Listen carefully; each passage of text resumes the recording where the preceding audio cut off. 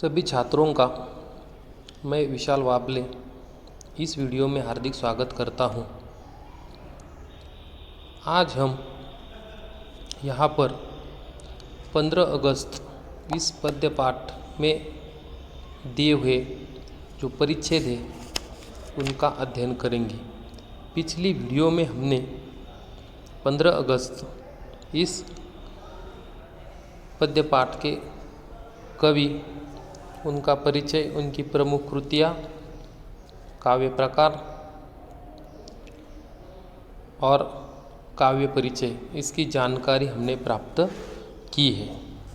तो यह इस कविता पर आपके सामने दिया हुआ दूसरा भाग है, दूसरा वीडियो है। तो यहाँ पर हम पन्ना नंबर 9 पर देखेंगे पहला ही परिच्छेद। वहाँ पर एक चित्र दिया हुआ है, एक सरहद का चित्र यहाँ पर दिया हुआ है। हमारे देश के जवान बंदूकें लेकर हमारे देश की किस तरह से रक्षा करते हैं, यह चित्र हमारे सामने यहाँ पर दिया हुआ है। तो पहला परिच्छेद है, आज जीत की रात। आज जीत की रात, पहरुए सावधान रहना, खुले देश के द्वार, अचल दीप समान रहना। तो यहाँ पर कवि कहते हैं कि आज जीत की रात यानी कि 15 अगस्त 1947 विजय मिलने की रात है, आज़ादी मिलने की रात है, इसलिए यहाँ पर जीत की रात यह शब्द प्रयोग किया हुआ। पहरुए यानी कि पहरेदारों, देश की रखवाली करने वाले पहरेदारों, पहरुए सावधान रहना, देश के द्वार खुले हैं और सावधान किस तरह से रहना है, तो अचल दीप समान रहना। अचल यानी कि स्थिर या जो निरंतर जलता हुआ जो दीपक है उसके समान हमें रहना है, हमें हमेशा सतर्क रहना है। इस प्रकार यहाँ पर कवि कहते हैं कि आज की जो रात है वह जीत की रात है और जो आज़ादी हमें मिल रही है, यह आज़ादी कई वर्षों से हमने इसे पाने के लिए संघर्ष किया है। आज जीत की रात, पहरुए सावधान रहना। आज हमें जो आज़ादी मिली है और इस आज़ादी को पाने के लिए हमने कई वर्षों से संघर्ष किया है या संघर्ष हम कर रहे थे। जो आज़ादी आज की रात हमें मिली है, इसलिए पहरुए सावधान रहना। वे देश की जनता, पहरुए पहरेदार उन्होंने किसे कहा है, तो देश की जनता, सैनिकों तथा कर्णधारों से कहते हैं। पहरुए उन्होंने अनेक प्रकार के लोगों को कहा है। वह कहते हैं कि देश की जनता है, सैनिक है तथा कर्णधार है। उनसे वह कहते हैं कि हमें आज़ादी तो मिल गई है, हमें आज़ादी तो मिल गई है, पर सावधानी रखने की ज़रूरत है। यानी कि इस आज़ादी को हमें कायम रखना है, इसलिए हमें सावधान रहना चाहिए या हमारे देश पर कोई आँच न आए, इसलिए हमें सावधान रहना है, सावधानी रखने की ज़रूरत है। खुले देश के द्वार, अचल दीप समान रहना। हमारे देश की सीमाएं अभी खुली है। हमारे देश पर जिन्होंने राज किया वह ब्रिटिश तो चले गए, अंग्रेज़ तो चले गए, लेकिन हमारे देश की जो सीमाएं है वह अभी खुली हुई है। इसलिए वह कहते हैं अचल दीप समान रहना। अचल दीप यानी कि अचल दीप की लौ के समान प्रज्वलित रहकर देश की आज़ादी की रक्षा करने के लिए हमें तत्पर रहना है। यानी कि जिस प्रकार दीपक निरंतर जलता है, उसी प्रकार हमें एक अचल दीप के समान हमें देश की रक्षा करनी है, हमें सतर्क रहना है, हमें सावधान रहना है और प्रज्वलित रहकर देश की आज़ादी की हमें रक्षा करने के लिए तत्पर रहना है। यह बात यहाँ पर उन्होंने कही है। अगले पन्ने पर, पन्ना नंबर 10 पर दूसरा परिच्छेद यहाँ पर दिया हुआ है। तो दूसरे परिच्छेद में हम देखेंगे प्रथम चरण है नए स्वर्ग का, है मंजिल का छोर, है मंजिल का छोर। मंजिल यानी कि यहाँ पर पड़ाव, छोर यानी कि किनारा। यह जो हमें आज़ादी मिली है, इस आज़ादी की यह पहला पड़ाव है, पहली मंजिल है, छोर। इस जनमंथन से उठ आई पहली रतन हिलोर, पहली रतन हिलोर। हिलोर यानी कि यहाँ पर पानी की लहर कहा गया है। अभी शेष है पूरी होना, अभी शेष है पूरी होना जीवन मुक्ता डोर। तो मुक्ता डोर यानी कि मोतियों का धागा, जीवन मुक्ता डोर। क्योंकि नहीं मिट पाई दुख की विगत सावली कोर, विगत सावली कोर यानी कि दुखों की जो काली छाया है, या सावली यानी कि काली कोर, यह अब नहीं मिट पाई है। ले युग की पतवार, ले युग की पतवार बने अंबुदी महान रहना, बने अंबुदी महान रहना पहरुए सावधान रहना। बने अंबुदी, अंबुदी यानी कि समुद्र, यहाँ पर कहा गया है कि समुद्र या सागर। बने अंबुदी महान रहना पहरुए सावधान रहना। तो इस दूसरे परिच्छेद में हम देखेंगे कि यहाँ पर पहली पंक्ति, दूसरे परिच्छेद की पहली पंक्ति, प्रथम चरण है नए स्वर्ग का। यानी कि कवि कहते हैं हमारे देश को आज़ादी मिली है और इस आज़ादी को पाने के लिए हमने बहुत ही संघर्ष किया है, या संघर्ष करते करते हमें यह जो फल मिला है, यह काफ़ी सत्कर्मों और पुण्य कर्मों के पश्चात जो स्वर्ग रूपी स्वतंत्रता हमें मिली है। और भले ही हमने अपने लक्ष्य की मंजिल पर पहुंचकर आज़ादी पा ली हो, यानी कि प्रथम चरण है नए स्वर्ग का, है मंजिल का छोर।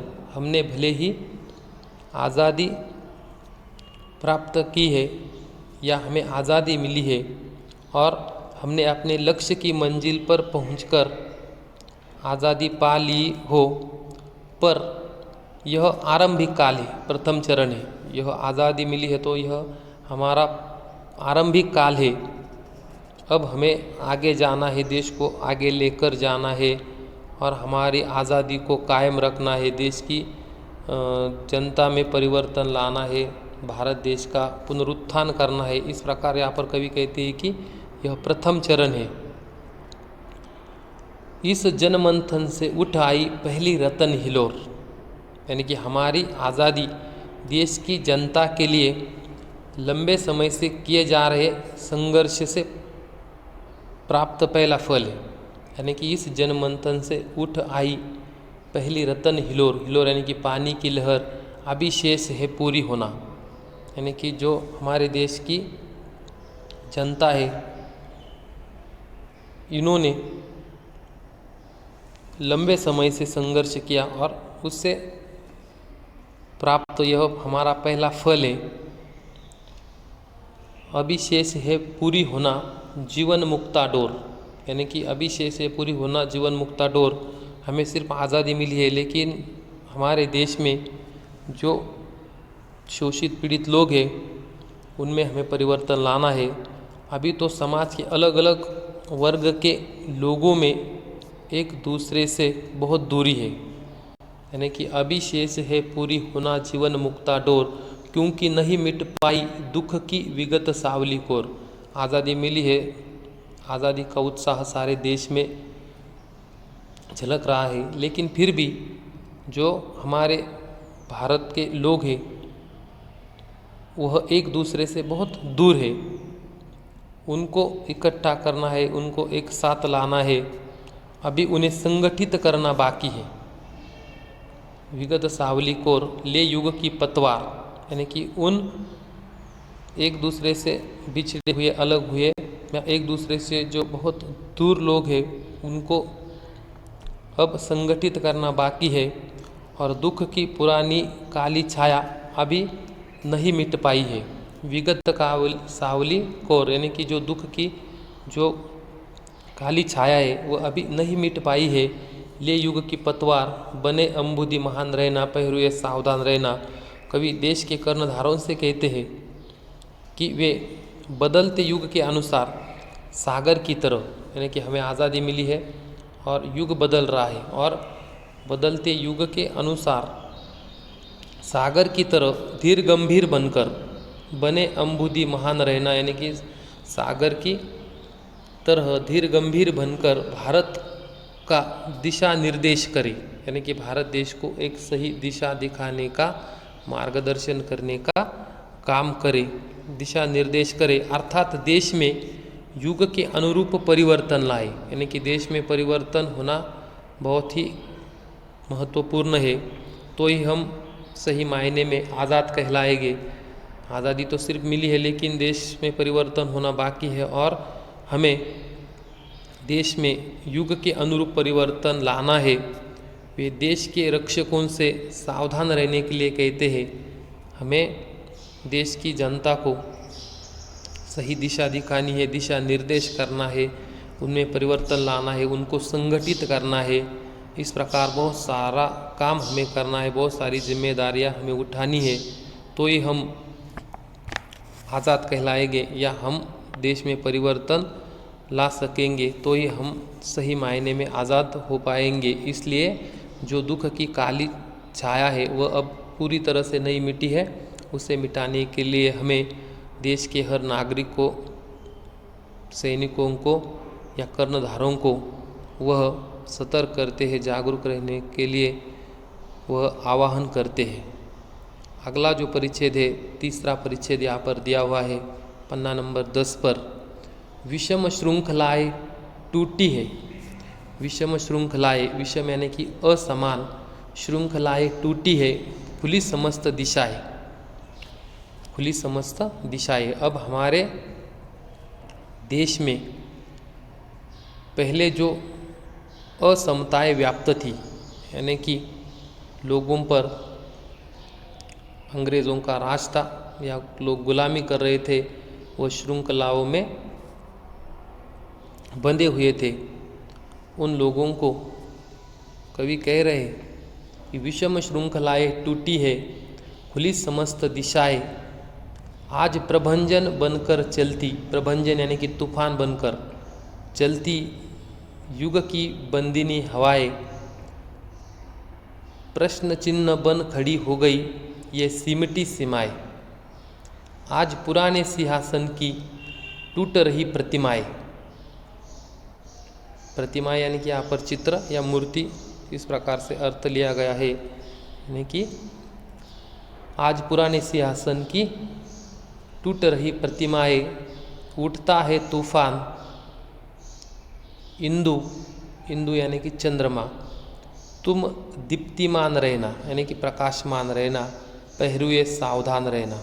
इस प्रकार यह तीसरा परिच्छेद यहाँ पर दिया हुआ है, तो उसका हम स्पष्टीकरण देखेंगे। विषम यानी कि असमान, श्रृंखलाएँ टूटी है, खुली समस्त दिशाएं, और कवि कहते हैं कि देश में जो पहले जो असमताएं व्याप्त थी आज़ादी के बाद, वे कड़ियाँ टूट चुकी है, यानी कि देश में असमानता, असमताएं जो थी वह अब टूट चुकी है।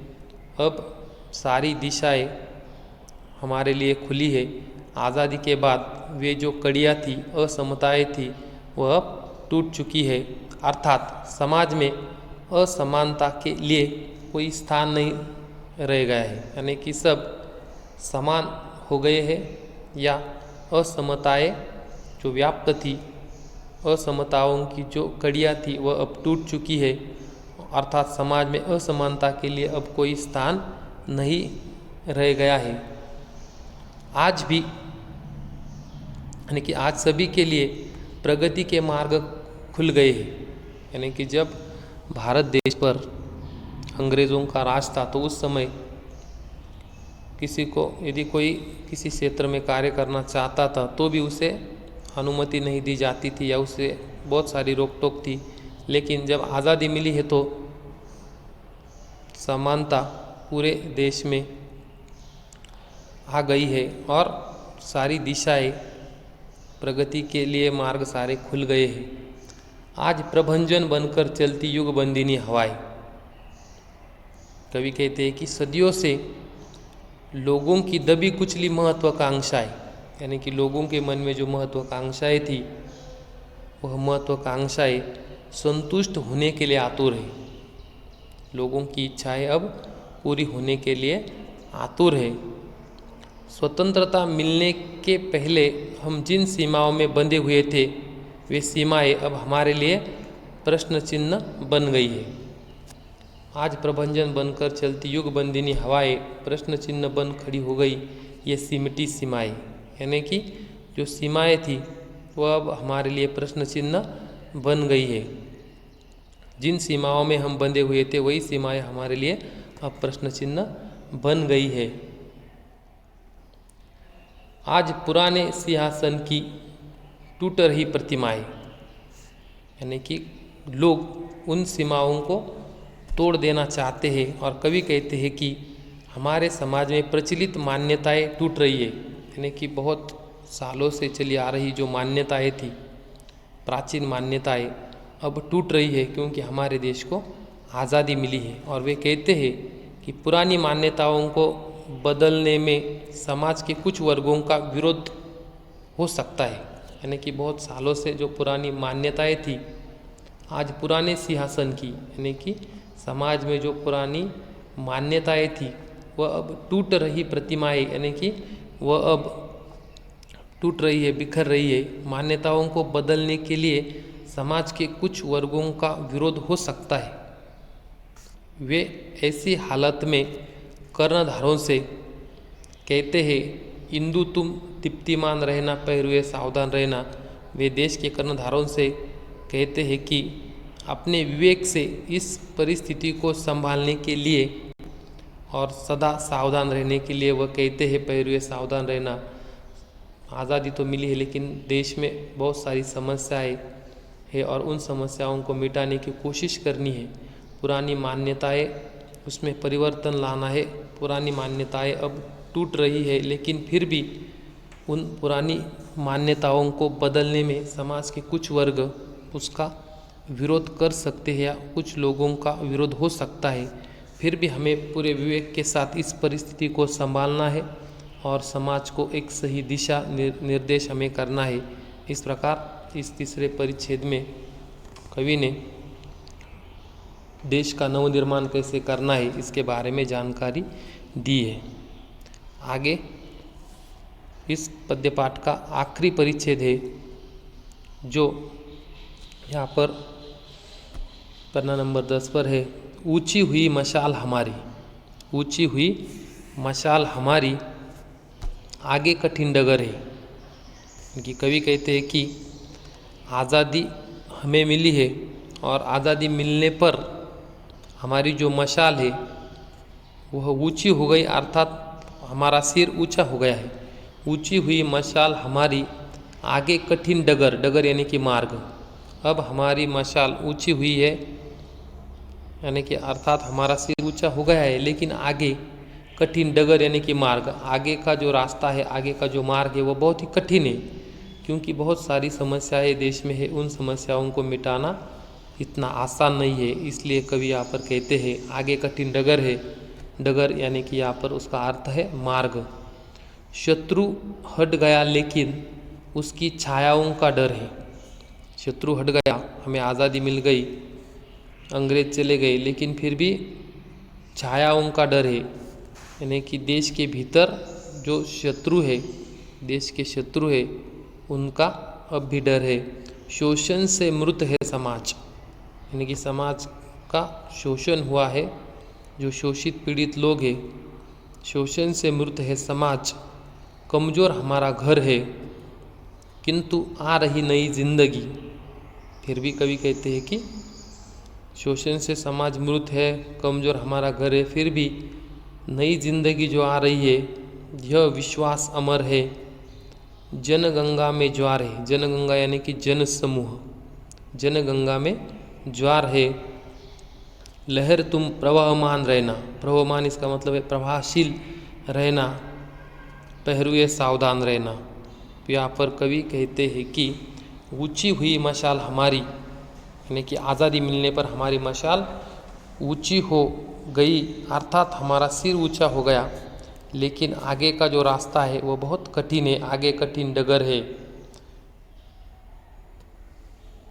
और कवि कहते हैं शत्रु हट गया लेकिन उसकी छायाओं का डर है, यानी कि हमें गुलाम बनाने वाले अंग्रेज अर्थात हमारे जो शत्रु थे वह तो चले गए, लेकिन उनकी छाया के रूप में, उनकी छाया के रूप में अंग्रेज चले गए। इसका मतलब देश पर अब किसी भी प्रकार की मुसीबत नहीं है ऐसा हम कह नहीं सकते। तो जो शत्रु थे वो तो चले गए, लेकिन उनकी छाया के रूप में देश में जो छद्म शत्रुओं की कमी नहीं है, यानी कि देश में जो हमारे भीतर, देश के भीतर जो शत्रु है उनकी तो कमी नहीं है। शोषण से मृत है समाज, कमज़ोर हमारा घर है, हमारा समाज शोषण से जर्जर हो गया है, शोषण से जर्जर हो गया है, वह आर्थिक रूप से कमज़ोर हो चुका है। यानी कि अंग्रेज़ों ने 150 साल हमारे देश पर राज किया,